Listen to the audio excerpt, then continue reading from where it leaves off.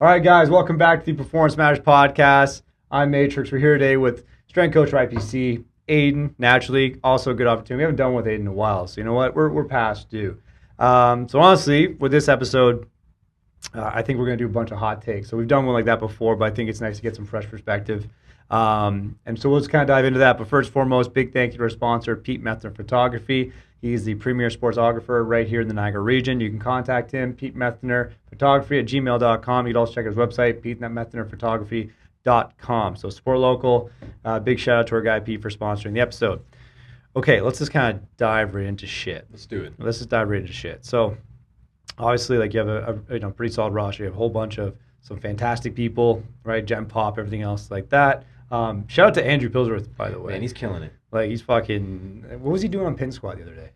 Oh, he was doing something like 130, 140 like that. Yeah, 140? Yeah. I think his max before was 140. He's taking that for a few reps on the pin squat now, so, he's putting in that work. And the guy's, like, trying to go for 160. Yeah, I have him up above his overall max in a week or two. For sure. Yeah, I think the goal, is Squattober. Squattober. Yeah, we talked about that. We got a few plans ahead. He's... Man, he might have more planned out than I do. He has some goals and he wants to achieve them. That's what I like about that guy. Fucking love to hear it, man. No, it's a big shout out to Andrew. I think we mentioned him on the other episode too, but he's just crushing it. And big shout out to a lot of our folks that come and do that kind of crap. Like, it's fucking fantastic shit.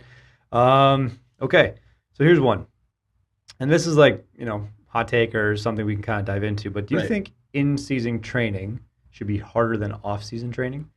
Well, define what you mean by harder. Fair point. Let's just say more physically taxing. I would say no. Okay. Right? Because they got a lot going on in season anyways. They got practices, they got games, they got a lot of stuff going on. Let's say they're in school, they got in season usually takes place over that exam period anyways, so they got a lot of stress going on. So I would say no, not necessarily harder, but harder can feel differently to a bunch of athletes, if you have all this other shit going on and you're training, that could feel harder, but is the training actually harder? Maybe not so. Yeah. I think because it's just a shift in where the priorities lie, right? So obviously in season, you have way more practices, the volume, the density of practices, and just stress in general is higher typically, especially for athletes that are in school. So I think it's all relative to what you mean harder is. But if you're talking about the physical and quantifiable things of physical capacity and harder from that respect, then I think in season is like the time to obviously focus on expression at the highest level, right? Making sure you're maximizing your potential. Of course. But then you can dive deeper down that rabbit hole and be like, well, are you a low minutes guy or girl, high minutes guy or girl? Because really, if you're not playing your games and you're kind of riding the bench for a good chunk of the season, then you could really adjust things to make it like an extended off season if you really chose to. There's more to be done off the bench, off the court, outside a game, right? Yeah, you can make up your minutes, getting better. 100%. Okay, good answer. What about this one? You don't need a new program. You need better intent. What are your thoughts? No new program, better intent. Yeah, I'd say so. Like if you have somebody running a program and they're not putting in the work or directing their attention the right way, then I think they can go through the same program and get it done correctly and get better results than they would the first time. Mm-hmm.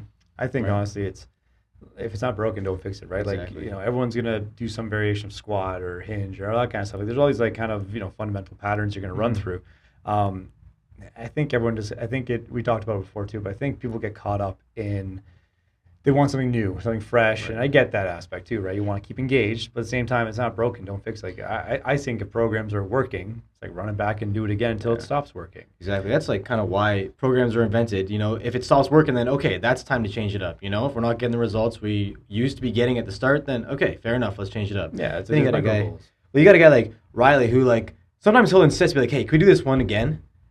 I didn't get it the first time. I wasn't doing it until the end of my program. Can we stay with it and actually keep working it until I actually have mastered it, so to speak? And then at that point, then he'll kind of agree to move on. But sometimes people will actually want that new take to keep them interested. That's another big thing we got to consider a lot is that one thing that will actually make somebody progress is if they're interested in what they're doing. Yeah. If they don't have that interest, they're not going to it's going to be hard to force that intent.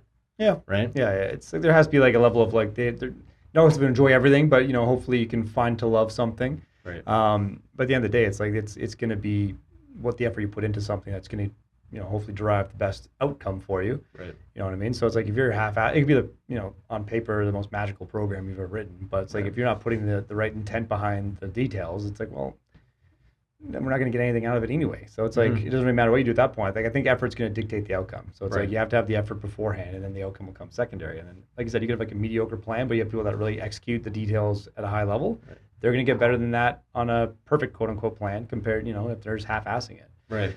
So, I think that's intent and effort will always come first. So, I think that's goes without saying. Here's a good one. What do you think is a widely accepted strength and conditioning concept that you think is total bullshit? Widely accepted, eh? Yeah. What's like a widely accepted strength and conditioning concept that you think is total bullshit? I don't know how widely, but kind of deload. Go on. Elaborate. You like that one, eh? Yeah. Elaborate. All right. So a lot of coaches will program deloads. They think deloads are very necessary, and like I do agree in some aspect of like what the deload is trying to accomplish. Like you can't be at 100% all the time because you're not going to get the correct intent out of what you want 100% of the time. But when you're organizing and planning for deloads, I feel like that's a little bit unnecessary because when you're planning, these deloads kind of happen naturally. Like let's say somebody is doing their program. Let's say you're ready for 4 weeks and they're on to new shit the next week. Everyone has a tendency to kind of take it easy, be reserved and more conservative with the weight or the intensity they're putting into it because they're learning. Mm-hmm. There's kind of this natural deload that happens once in a while. You don't really need to officially label this week as, all right, we're going to take it later.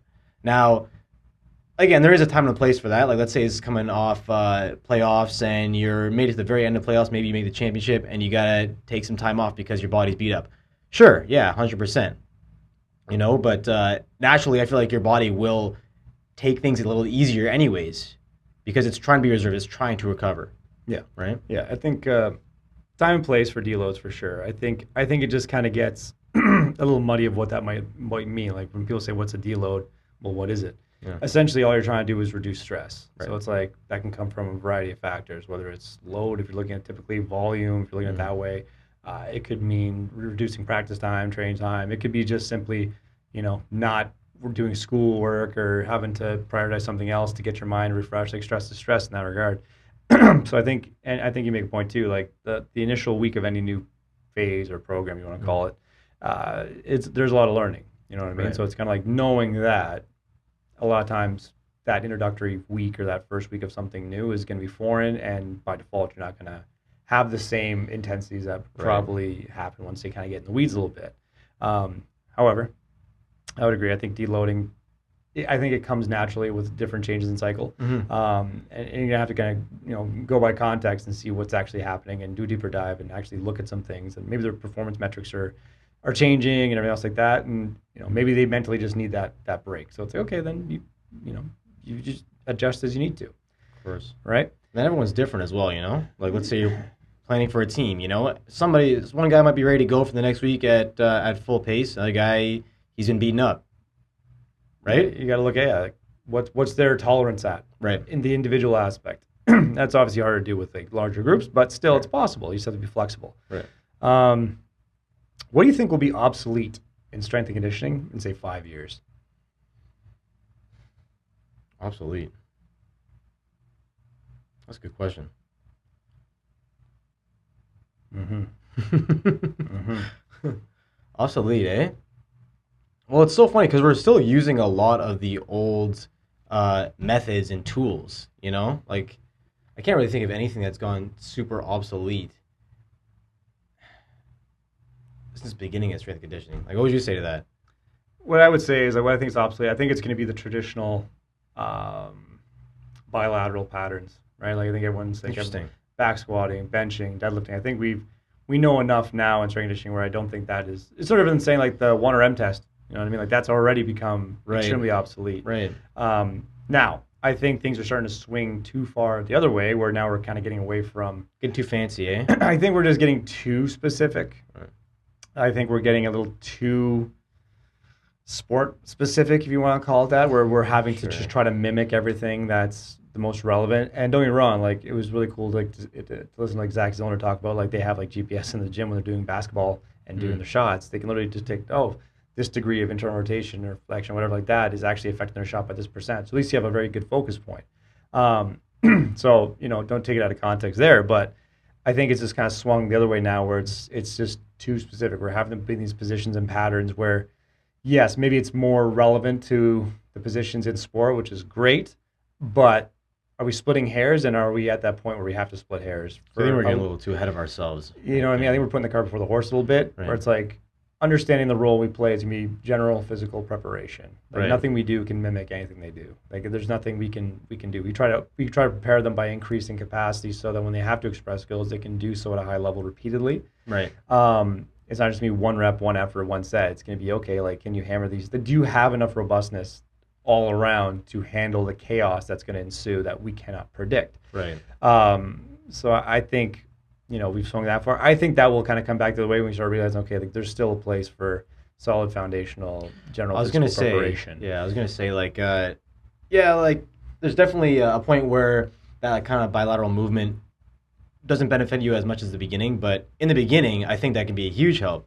Somebody's never done a squat before. I'm not going to put them on like a rear foot elevated contralateral goblet or like I don't know, overhead squat. Like that'd be way too complicated. They need something super basic and something they can control, right? Yeah, I think exercise selection is the first and foremost priority. It's like just when we're programming and we're designing things, like what constraints, like the exercise selection, I think is the highest priority before I even plan sets, reps, volumes, any of that shit. Yeah. It's what exercises can I implement in whatever order to have constraints where they can least fuck it up. Right. You know what I mean? Like if it's a novice or advanced, it doesn't matter. It's like, what are the constraints I'm willing to implement or remove to fit this person, right? Yeah, if it's a novice, it's like, okay, well, what's an exercise that has constraints where they can fuck it up the least and it'll help them build the skill better? Something as simple as, okay, you want to teach a squat. Is this an example? You might say, okay, we're going to do a counter movement, arms out, squat to box. So now you have an external target. You can put tempo on it so you can actually feel the pattern, and then you can just progressively remove constraints or add different variables to, make them challenge different constraints. Yeah. So I think that is something that is, more than feasible to implement. I think that's just adjust over time. Then you can introduce these specific things as you go. I think also what's going to be obsolete is probably going to be like this progression of like, okay, we have to start with bilateral plyometrics and go to unilateral plyometrics. Like, well, I get the intent, you know what I mean? Like you want to have some sort of scalable thing where they can kind of earn the right, but that's not practical because they're fucking doing one-legged plyometrics anyway at practice. Like it doesn't matter. They're running, they're skipping, they're jumping, they're cutting. Like, you know what I mean? Like you can't have this perfect scalable thing. It's no different than when they go in the rehab setting and say, okay, we're going to do banded external rotations, but all of a sudden you go to practice, you're throwing fucking 90-mile-an-hour fastballs. It's like, well, you can't go from 100 back to 25 and back to 100. It's not going to matter. So... yeah, what kind of capacity is that improving, right? I think it's more just like that progressional scale that we kind of get married to is like, well, it's not practical. It's just not, you can actually put it in practice. Like, well, yes, we counted these bilateral reps. Okay, now we can go to single leg. You're like, yeah, but they've already done like 100 of them at practice today. So like it doesn't matter. It's like, I think it's just making sure you can, in a controlled environment in the weight room, you can control, the quality of the rep they're getting versus something chaotic. And that alone can be beneficial, but I think that's going to be, I think we're kind of weaning away from that, obviously, right? Like, it's just kind of like meet them where they're at and then prepare them for it. That's huge, like when you first meet an athlete, like you talk to them a little bit, but you have no idea where they're at physically until you actually get some time with them, right? So it's hard to really paint that picture of, all right, what do they need right at the start? What are they able to do? Yeah, you got to be in the weeds a little bit. Right. You got to be in the weeds a little bit. And even so, they could be like a fantastic athlete on the court or on the field or like that. And also in the weight room, they could be completely incompetent by definition. But does it matter? No, because they're good at what they do. So it's like, how do you keep them good at what they do? And just increase their ability to handle what they do for more period, like for a longer period of time and against better people at a faster pace. That's the whole point. You know what I mean? Like, what are some small things we can implement and tweak to prepare them for what they're going to do anyway? Yeah. You know what I mean? Like, try to make them better at their sport, not at strength conditioning. Yeah, right? You know what I mean? Like, it's. I think it's simple that way. So, next one we have here. Where do you think most coaches go wrong with when working with youth athletes? Well, Well, you know, a lot of coaches are definitely used to a singular sport, and that's fine. Like you have a lot of experience with a single sport, but kind of treating every sport the same when kind of communicating what you want out of them. Like, let's say an athlete who's been in football for a number of years, right? You can't really approach the coaching the same way you would at an athlete of a similar age, similar experience in their sport as like volleyball, or let's say hockey, because everyone's personality and the way their sport culture behaves is a little differently. So I feel like coaches kind of are one dimensional in the way they coach a broad spectrum of sports. Does that make sense? Okay, so you think they're focused too narrowly?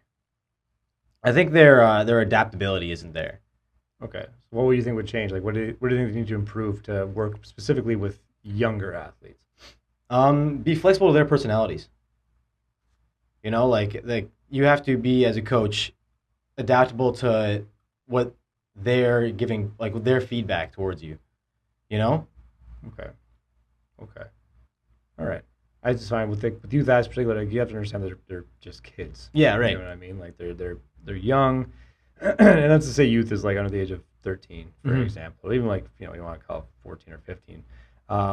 But I think they're just keeping in mind that they're kids. You know what I mean? They're still developing. They're still brain and everything else, personalities, identities, everything else. They're still trying to come into that space. So I think I personally think a lot of coaches might get impatient. You know what I mean? And then try to, I can see that. yeah, maybe coaches get impatient with that process, and I think realizing that they don't have to throw everything at them.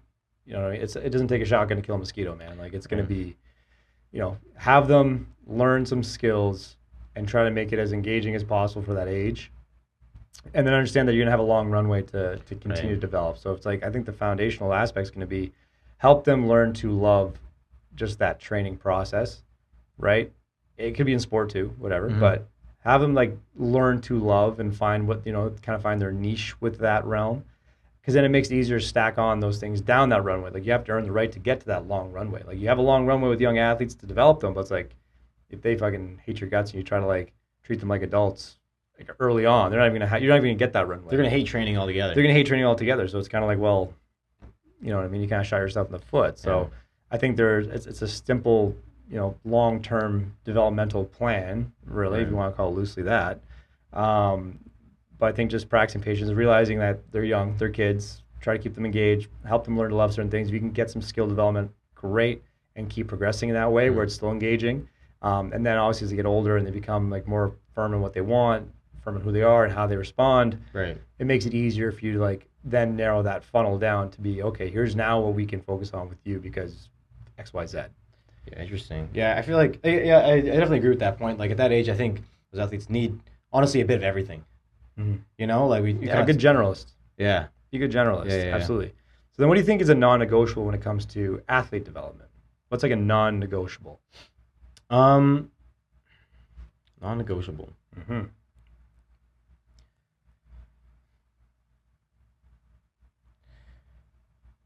Honestly, I would say having some form of testing around. You know, like I want to know what I'm doing is actually working. So like having first of all a method of testing, and then having a schedule of testing the qualities I'm trying to improve.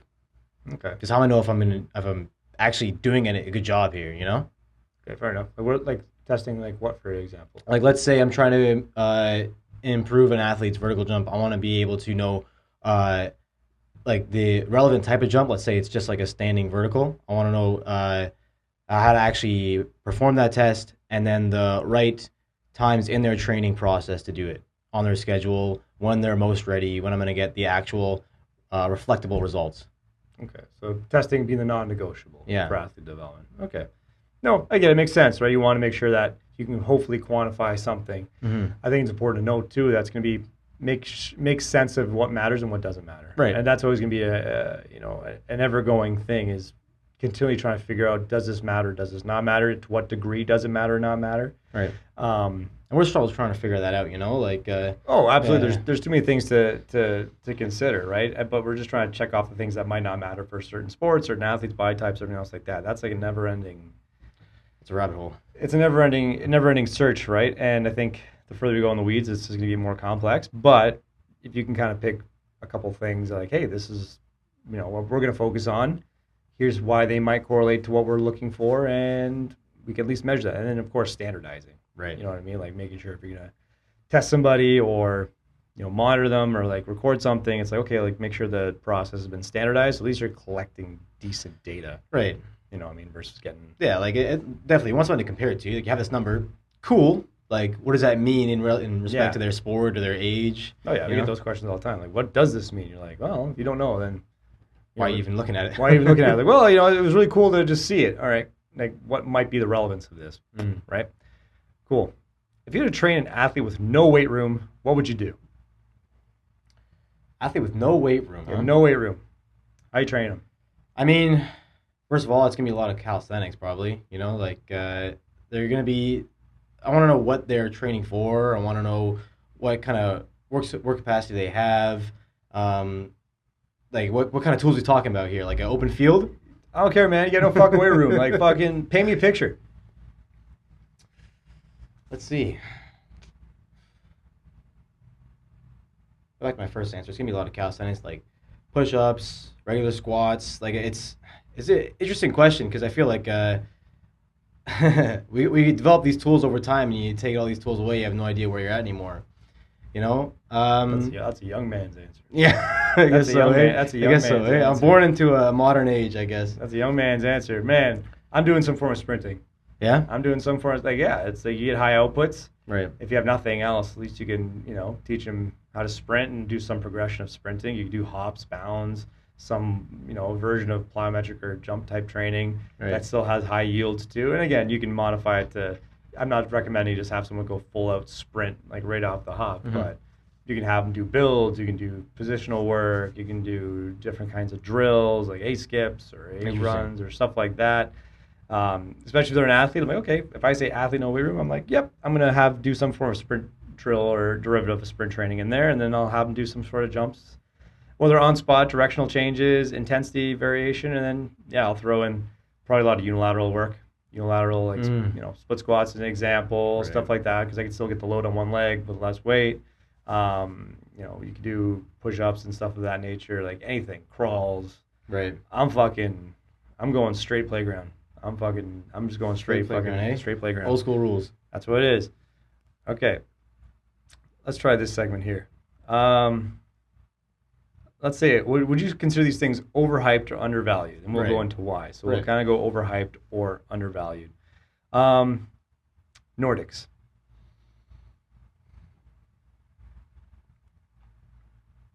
Do I have to say one or the other? Overhyped or undervalued? Slightly undervalued. Slightly undervalued? Yeah. Okay, why are they undervalued?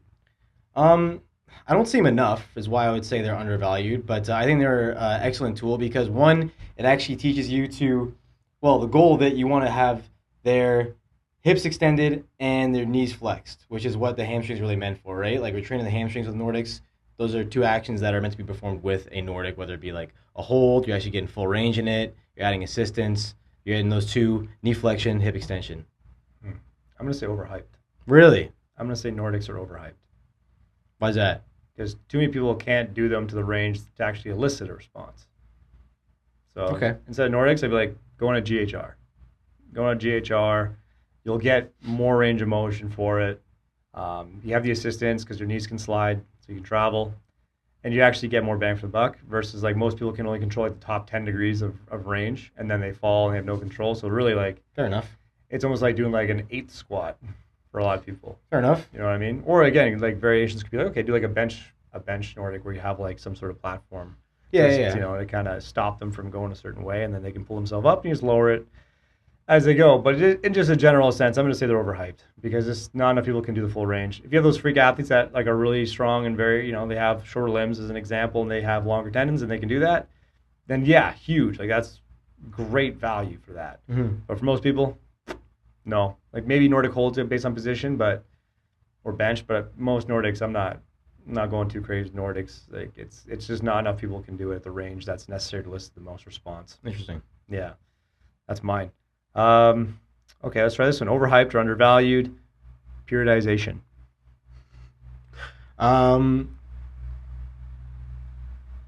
I would definitely say, well, again, I think it's valued, so I would say undervalued. Undervalued. Yeah. Why? Um, like, man, I want to say it's like perfectly valued, but if I had to say like overhyped or undervalued, I say undervalued. So periodization, I would go with that. It's been around for so long. I know we don't want to get stuck in old ways, but uh, it's such a clear cut way to progress an athlete from a point of zero to a point of like professionalism. You know, like there's actually like a plan put in place that you can develop one person from day one and set their plan up to have them uh, achieve the exact results and perform the way you want them to in a organized plan. Yeah, I think periodization is just planning. Yeah. Now you can dive down the rabbit hole and be like, well, what kind of plan? Are we talking annual plan? Are we talking like a 12-week plan? Periodization is essentially just you mapping out broadly qualities and certain progressions or whatever to get to the outcome. So I think, honestly, I think periodization is, in the sake of long-term planning, I think it's a little overvalued. I think in the short term, I think it's undervalued. Mm-hmm. And when I say overvalued and long term, I'm simply saying, annual plans are great from a bird's eye view, but we know based on the chaos that, Of course. you could plan out, even if you put on the schedule like game days, travel days, great. You know those things. You can put these other, sessions in your schedule and your plan. But there's no way you can to measure like how do you progress from that plan, Right. especially if you're during a season. Right. Or I would say it's obviously a little bit easier in the off season. You know what I mean? Because there's flexibility there, Yeah. freedom. But in terms of like a structured long term plan, I think that's a little overvalued for the reason that there's no way to predict. I want to see how many annual plans have come to fruition that were planned out. Right. You know Well, what I I mean? think you can kind of think a little bit more broadly of what you want to see happen as you get to a longer and longer term. Yeah, I think the Right. bird's eye view is great for having a general sense of the things you'd like to, Mhm. kind of say, okay, well, I'd hope they'd be here by then. But then the question is, okay, when shit goes wrong the first 2 months, Right. does it throw out the rest, or like where are we at with that? So the short term, that's why like, I think we talked about before too. Like I'll typically, not think ahead more than probably like 12 weeks, Right. 16 weeks. Right. There's enough flexibility there where I can change just a 3-week cycle, 4-week cycle, and still get closer to the mark. Mhm. And then hopefully you can take that bigger chunk puzzle piece and put it into something longer. Um, I think it's just too chaotic, especially in the team sports setting where like things are too unpredictable and you have such little control. Like Okay. I think it's just the lack of control for this plan. You know what I mean? Not saying it's not good to have a plan. I think obviously you map things out. Mhm. I think just a long-term annual structured plan, I think, is a little bit overvalued simply for the reason of what we know now, being that things are just too fucking chaotic Right. for the 1 to 3 hours a week you might have them to Mhm. predict across like hundreds of hours, Right. right? Um, Overhyped or undervalued? Let's go isometrics. Isometric holds. Oh man.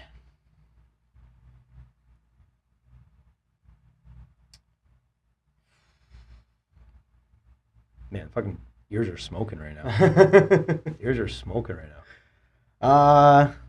Isometrics, eh? Any type of isometric. You can pick. Pick Oh one. man. All right. Well, like Are we talking like yielding or yeah, yeah, overcoming? So yeah. like, you pick which one. I would say overcoming are a little undervalued, and yielding, I say, are a little overhyped. Okay, elaborate. All right. Overcoming, I think we can get like elicit the kind of response we get from maximal force output without actually instilling some risk of loading up a bunch of weight on an athlete. You know, they're still, and you're trying to get them to be in optimally, like not compromising positions, ones that actually keep them safe and doing the proper lift in the proper position without actually putting them at risk. So I think that's extremely valuable. And then overhyped yielding isometrics, I think they're a little bit overhyped just because you can get them to still work through those movements and actually get full ranges in the exercises. Hmm. But you still have that same time under tension, but you can manipulate tempos. There's a bunch of different ways you can get that same kind of result from different exercises and different modalities, I'd say. So you think yielding ISOs are overhyped? Yeah. Interesting. Interesting. I think I'm going to say they're both undervalued. And the reason I'm going to say they're both undervalued is I think they've just been misrepresented. I don't think they're done to the intent and with the right load and duration that's probably necessary. Because overcoming ISO is like you literally have to be in a certain joint angle, Right. and you also have to trust that they're pushing against the immovable object as hard as they possibly can, which is Right. why I started using load, almost like a functional overcoming, you want to call that. I started using load, where it's now like, yeah, you got to push as hard as you can against the pins or the blocks, whatever.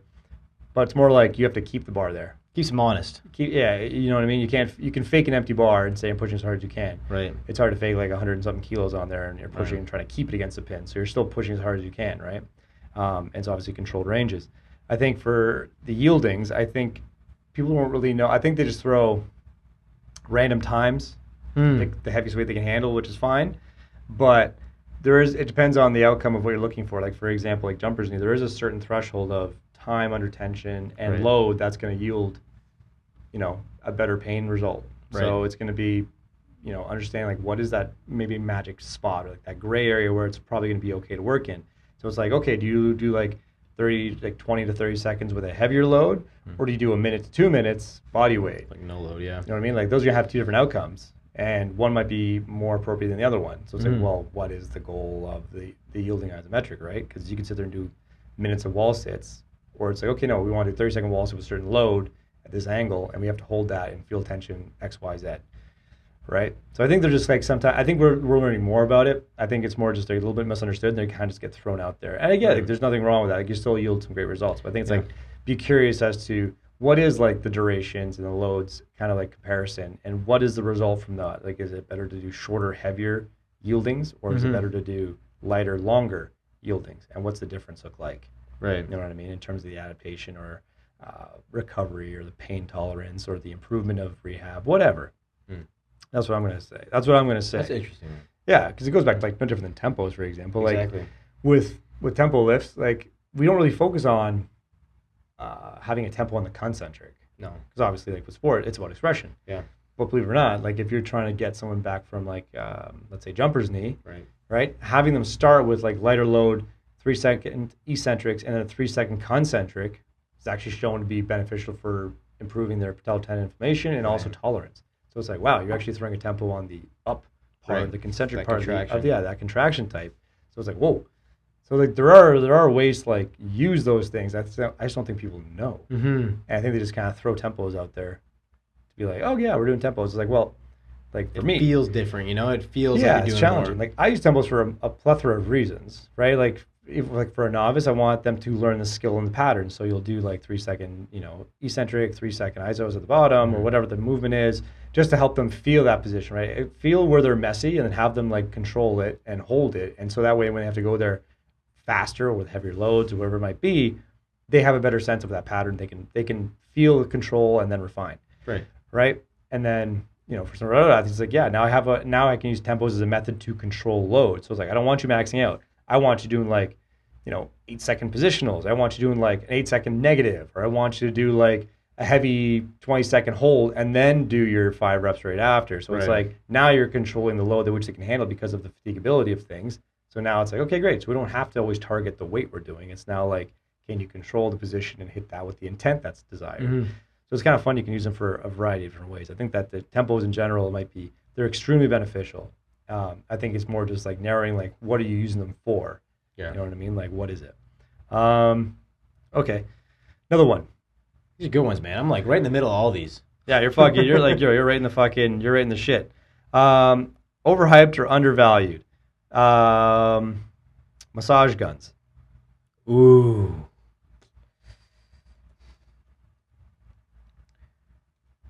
I'm going to say overvalued. Why? I don't really think there's like, yeah, you can relax muscle and like use a massage gun to, let's say, prep, but I feel like there's far cheaper, more or less complicated ways to get the same results. Okay. Okay. I'm gonna say they're overhyped. Obviously, Mm. I think massages are overhyped. But if it makes them feel good, it takes them like 10, 20 seconds. Mm. That gets them locked in to do what they got to do. Fuck it. A little placebo thing going I on don't here. give Right? a fuck. Well, it's no different than foam rolling. Yeah, Like really. exactly. You know what I mean? Like if it makes That's what you, I mean, though. Like, if it makes you like- feel good, like fucking go ahead, man. Like now, if you're starting to claim that that's the difference maker, well, what do you mean by difference maker? Like Mhm. physically difference maker, or like mentally? Because it's like, you know what I mean? Like, but if you feel good, you'll probably perform good. Yeah. You'll perform better. Yeah. So maybe. But I'm gonna go with fucking overhyped on Right. that one. Okay, I'll try some this or that. I actually liked doing this segment last time. yeah. This or that. Okay, so you have to pick one or the other, and then we'll rationalize it. Hit me. Triphasic or tier system?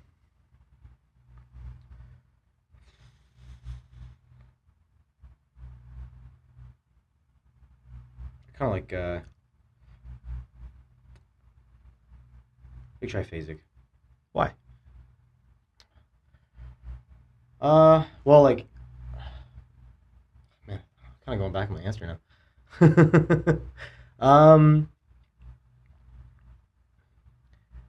I think there's a little bit better way to have the athlete feeling like they're doing more with triphasic. What do you You mean? know, like they're actually learning something. They're putting what they're learning into use when you're moving from one phase to another. Like, what do you mean? Like, let's say you have an athlete working through tempos, they're putting in that grit, and they're actually getting their capacity up, and then you kind of reward them by saying, all right, now let's just move the weight. Okay. Because I was gonna go triphasic, and because really it's the best of both worlds. You're still getting total body lifts across all Right. all the systems. But I think triphasic again. That was created like 2010, 2011. But the focus on tempos is what really came to light. Was like, okay, there's actually a benefit to these things that's only going to improve your outputs anyway if you do them right at the right loads. Whereas tier system, I don't think it really introduced tempo work too much. It was more just like, I think triphasic just stacked on the tier system. Whereas like, because the tier system came in the 90s when the typical bodybuilding split was like the chest back buys, Right. tries, whatever bullshit split. And then tier system was like, well, no, we're going to train movements, not muscle groups. Right. And then they stacked that TLU system. And then triphasic took the TLU system essentially and said, okay, now we're going to add contractile types to it. Right. So I just picked triphasic because it's already doing a modified version of tier system anyway. Now you just have the contractile types that you're looking at too, right? Okay, what about this one? Power clean or trap bar jump?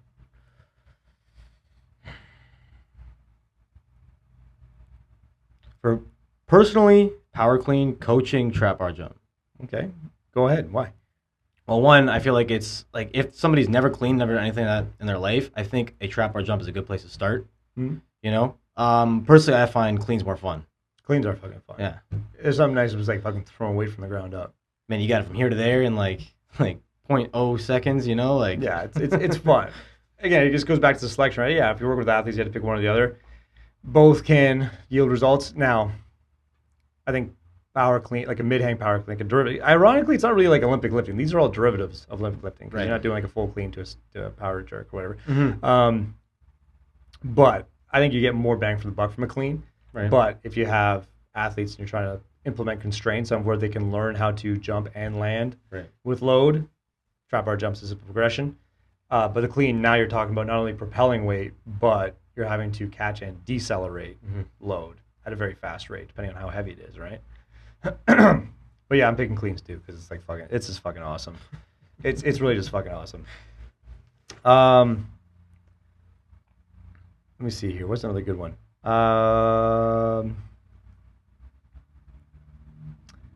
What? Okay, this or that. What's harder, working with coaches or working with athletes? I would say, what do you mean working with coaches? The same way I would say working with athletes. I I would say working with athletes to a degree. Why? Because when you work with coaches, everyone knows fucking everything. You know? Everyone has their own way of thinking, and I feel like any good coach is really open to any new concept, but a lot of coaches, they don't really have an open mind. They're set in their ways. They got a certain way of doing things, you know? Athletes, a lot of them are there to learn. They trust you as a coach, you know? And then you get, like, So you're saying athletes are harder to work with? No, coaches. Oh, you're saying coaches are harder to work with. Okay. But then you have athletes who are like coaches. They think they know everything, you know? But I would say for the most part, athletes are a little easier to work with. Yeah, I would agree. I think, again, there's always context and everything, but just in a general sense, I would say sport coaches or parents are harder to work with. You didn't say parents, man. Oh, geez. No, I'm not putting parents. I'm not putting parents on the fucking list. I'm gonna say coaches, just because you're right. They know their sport. They're really good at what they do. Absolutely. I think that just comes back to building that trust. Like, hey, like that's your role. This is our small role in our lane, and we're here to support you. The athlete comes in like they're in the best of both worlds. Like they have to do what coaches here and do what coaches here. It's all still part of staff. Right. But then like having those conversations with coaches and them thinking they know best when it comes to this realm. And don't get me wrong, like they can dabble and absolutely know a lot of things. I'm not saying that. But it's like me hiring a plumber and telling them how to fix a pipe. It's like, maybe I do know how to fix a pipe in a toilet, which by the way I do. But I hire a fucking plumber. Good to know. Yeah, I hire a fucking plumber because I want them to do a better job than me. Yeah. You know what I mean? Like that's the whole fucking point. So it's like the plumber's there to fix my pipes and support me to make sure I can go fucking take a shit. Coach is like, hey. Thank you, plumbers. Thank you, man. Shout out to all the plumbers out there. You guys are fucking keeping the world running. So I'm going to go with that one. And I would agree. I think things are getting better. Things are getting better. But here's the fun one. This is not even like a this or that, but like, what do you think your biggest frustration with the strength conditioning industry is right now? Oh, man. Biggest frustration.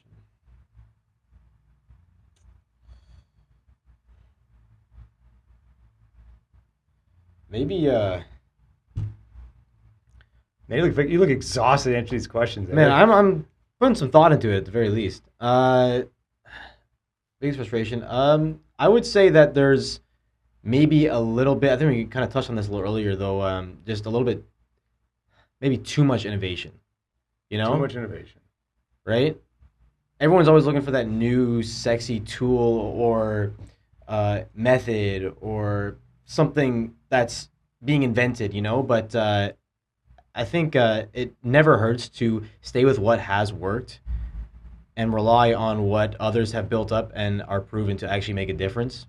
You know, and of course, like it's always fun to have this new training tool, this new metric we can take a look at, you know, but when you get too caught up in that kind of thing, I feel like it takes away what we're actually trying to accomplish. Yeah. I think it's just like the flashy light syndrome or like the, what do you call it? The shiny object? Shiny object syndrome. Yeah. There it is. Flashy lights, shiny, whatever. I think it's that, I can see where you're coming from. It's frustrating that you just kind of see, you know, people post like a cool exercise. Oh, I gotta do that. I want that in my program. You're like, yeah, that's icing on the cake. You still gotta fucking bake the cake though. Yeah. Because again, people don't post boring shit. No, like people post like a super slow squat. Like, yes, super useful, but not very entertaining. No, it's boring as fuck. Yeah. So people want to get caught up in like, ooh, that looks cool. Like, look at that. That guy's got bands on that, and he's got look at how cool different change. You're like, yeah, it's really cool. But you're not him or her, and yeah, we got to bake a cake over here. You're focusing on the icing. You got to bake the fucking cake first. So definitely understand that one. Well, here's a fun one. What mistake did you make early in your career that you'd never repeat now? You're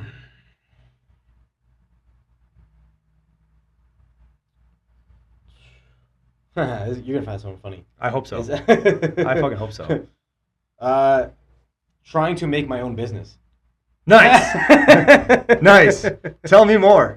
Dude, it's fucking hard. Tell me about it. I mean, I'm sure you know it's fucking hard. Yeah, I know. Dude, oh man. Like I know. Yeah. Oh god. Well, like doesn't matter what you do. When you're trying to make a business, it has way more than what you know. Oh yeah. I feel like, I don't know, like you can speak this more than I do, but like I feel like every day you're finding something new that you should have been doing from the start. Oh yeah, there's always fires. Always fires. There's always fires. And like when I was like first starting off, I feel like I'm like, oh man, I'm gonna start my own business. I'm gonna have like hundreds of clients myself, and I come to realize it's not just about the coaching or the experience you gathered in school or experience or like whatever. It's so much you don't know about what running a business is, and I had no idea what I was doing. So I found it be easier to be like, okay, let's work under somebody and actually learn what they have to do. So maybe one day you can start your own business, but let's learn for now. Yeah, that was. Yeah. Yeah. It's Or you can trial and error. yeah, you shoot from the hip. That was bold move. Bold move. No, it's true. It's I remember the first time I started. And it was like, again, I was an independent contractor, so I just start like a business. It was called Iron Athletics before I actually got a facility. Right. So I was just, my own personal brand. But I didn't want to tie a name to it like Cressy, because obviously Cressy was like, don't tie your name to it because, it doesn't really encompass everybody. Right. So I remember the first like business thing I did was like, okay, I'm gonna get a website. I'm like, how the fuck do I get a website? So all of a sudden, step one, I just bought a domain name, and all of a sudden I'm like, oh, it's only $7 to buy a domain name. But that's not like actually web hosting to actually like host the server. Right. All of a sudden it's like $20 for like a month or something like that. I'm like, wait, Oh what? I'm like, I have no website set up yet. And I'm like, what the fuck am I doing? I'm like, that was the first business purchase I ever did, and I was like, what the fuck did I just do? I have no idea. Where's my website? I don't have one. I just got a server and a domain name. I actually built a motherfucking thing. Right. And then now it's like, you think you're your own boss, but here's the reality. If you start a business, like your boss are the people that come pay to you, man. Yeah. Yeah. It's like even me, like I remember some guy comes in like, oh, can I speak to your boss? I'm like, yeah, they're all over there. They're all on the floor. See that guy over there? He's lifting weights. That guy's running it. That's my boss. He pays my bills. Those are my bosses over there. Those are the guys that those are the ones like Nice. you have responsibility to them. But Nice. yeah, it's there's a lot that goes into it. But the thing is, there's always fires to put out. And as hard as that sounds, like you want fires to put out, because if you don't have fires to put out, you're probably not growing. You're probably not excelling. Fair enough. It's like you ask for bigger and better problems, and understand that people kind of maybe want those problems. Although Good problems, yeah. you want good problems, Yeah. and those are fun problems. But there's always fires to fucking put out, and like you're responsible for everything. Like a simple thing like fuck, we gotta change the heater, and you're like, fuck, well to change the heater, I gotta get the skyjack. I have to get a guy to look at it, I have to order the fucking parts and do this, and you're just like. Fuck, I got to go do all that shit. Or like, It's not just about what you came into it for. Yeah, it's not just the training is the fun part. It's like, Yeah. what about like fucking, I got to get the Wi-Fi set up. I got to fucking move this. So all of a sudden I got to tax that. And you're just like, holy shit. It's just a never-ending cycle. You got bills, man. Yeah, there's a never-ending cycle of shit to do. And you're just like, fuck, I don't even get the fun part of just doing the thing I want to do. Right. But that's what you signed up for. That's like that's what you signed up for. It's, what I mean? And obviously like, being where we are now, it's a lot of fun because you get to think of it like a simple concept you created. Hey, man, you built this shit. It has flourished. Like people have a great space to go to. They get awesome. Like we see kids going to school. Right. People are like create friends in a community. You know what I mean? Like we have a cool fucking brotherhood of like strength coaches that are like, hanging out. It's like all from a fucking stupid idea. Some mid-20s dumbass was sitting there fucking drinking a Bud Light and like. It'd be great. I could do that. I could fucking do that. Fucking like every loser in Vegas, like, yeah, I can do that, no problem. All of a sudden you're like, fuck, this is fucking. This is hard. This is fucking hard. What was I thinking? So no, I get that. I think my mistake earlier on. I think this just came with age, because I was like so young, fucking full of piss and vinegar. And like my first athletes were like Jenna, Ray, and like all of them, right? Like at the old spot, and they followed over, and now Jenna's graduated, working, and stuff like that. But I remember she was like 14 years old, so you're looking like probably 8 years or 9 years now. Right. But I think it just came with age. It was like you're so just like what worked for you. It's like that's the way I thought. Like this is the way that made me successful, and then a blessing and a curse is like that same mentality happened to resonate with a lot of my earlier athletes, like that grittier. Work your bag off. Okay. You know what I mean? Like, and they succeeded from it. So you think like that is the way. And like I said, bittersweet, because yes, they thrive, but then you got so stuck in the fact that like, that's how everyone has to be. Right. And if you're not that, or you don't fit that mold, you're not it. And that was like, I learned that like in my mid 20s, later 20s. I'm like, okay. Cause then all of a sudden you have these other athletes that you have the freedom now to like try coaching them a different way, and they succeed better, or they get better at it. And you're like, oh, so we still have that very intense culture, but I think it's just reframing what intense means. Right. It's not this fucking alpha male pound your girl chest and just bang your head into a fucking wall. Right. it means purpose. It means intent. It means the basics of attitude and effort. Mm-hmm. You know what I mean? And what that looks like might be different to people, but there's still a standard of, what that can be resonated by. So now you're like, okay, it's like if you have those things, it's just what does that look like for you and how do you respond to it? How do we get that extrapolated from you? So I think that's what was like the mistake. And another one too was like putting banded bench press for women after I progressed from change, because that was like the next thing to do. Like they could do chain bench press, no problem. I'm like, okay, next progression, bands, and all of a sudden they get fucking pinned on an empty bar, and you're just like, you'll go back to chains. You're just like, yeah, I realized real fast, like just because there's a progression from chains to bands, no, it doesn't have to be. Doesn't have to be like that. Doesn't have to be like that. Like they just got pinned on it. I'm like, no, like maybe not, just because of how much. Yeah. Yeah, that was a fun one. Yeah, okay, that's good. I actually like that. That was fun. What do you think is the most misunderstood part of the job of being a strength and conditioning coach? Misunderstood part. Like, you got to be the most personable guy or girl in the world, man. You got to be so damn likable. Like, just don't be a dick. Yeah. Just don't be an asshole. God, like you can, like, I think we talked about this a billion times, but you can have the perfect program, you can have all the tools, you can have all the fancy toys, but if you can't deliver it in the way the person likes, then it's probably not going to happen. So you got to come up to every person and be the exact version of them they like. Then you got to turn around and do the same thing, maybe a different version for somebody else. So you got to be crazy personable doing this thing. You have to be a fucking chameleon. Yeah, man. You have to be a chameleon. And that doesn't mean like changing your whole, your foundations or changing your whole personality. It's just people respond to different, feedback. They respond to anything. It's like, I think I think that's underrated. I think just being like a fucking good person, like a personable person is underrated. Well, people can understand that, but actually doing that is a totally different thing altogether. How do you just change your personality for the next person? You have to get good at and this is something I think that students coming out of school don't get. They really don't fucking get. Like I did that presentation for University of Arkansas, go Razorbacks. I was talking to their intern GAs were like that, and I was like, guys, like this is a relationship industry first and a strength conditioning industry second. Right. Like you are working with people. You have to be a human. You have to be a person. Mm-hmm. Like you have to give a shit about them. Right. Before you even earn the right to have a conversation about the shit. Because again, for us, someone comes in, there's a simple exchange, right? I want results, X, Y, Z. Mm-hmm. Here's money, train, go. Fantastic. But that big gray area from point A to point B is like, how do we get you there? Right. You know what I mean? Like, there's so many little steps and avenues you got to take to get there. Right? It's like results are the strength conditioning is A and B, but how you get from A to B is the relationship part. It's like, I am literally the guy in the passenger seat and you're driving. Right. I'm just navigating. If I'm an asshole, you're going to fucking park the car. I'm not going to turn that way. I'm not going to listen to this guy. I'm going to fucking park the car and get out. Yeah. You know what I mean? Like, I'm fucking off this journey. You know what I mean? Like, we are just passengers with a fucking map and saying, like, let's try this intersection. Let's get off of this route. Mm-hmm. If you're like, hey, fucker, we're going this way. Hey, asshole, turn left. And they go, fuck this guy. I'm putting the car This is the in worst park. GPS ever. Yeah, fuck this. Google Maps just took a turn for the worse. Like, fuck this guy.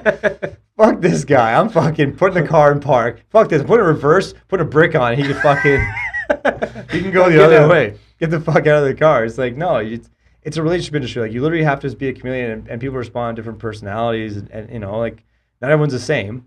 Just give a shit about the person you're working with. Like there is something there's I love it that people have these questionnaires and everything else, like subjective feedback, like how did you sleep? How was your water intake? Mm-hmm. Did you eat your food today? How are you feeling from last? That's all so well and robotic. good. That's so robotic. That's all well and good. But there is value in saying like, hey man, like what'd you fucking watch on Netflix last night? Anything good?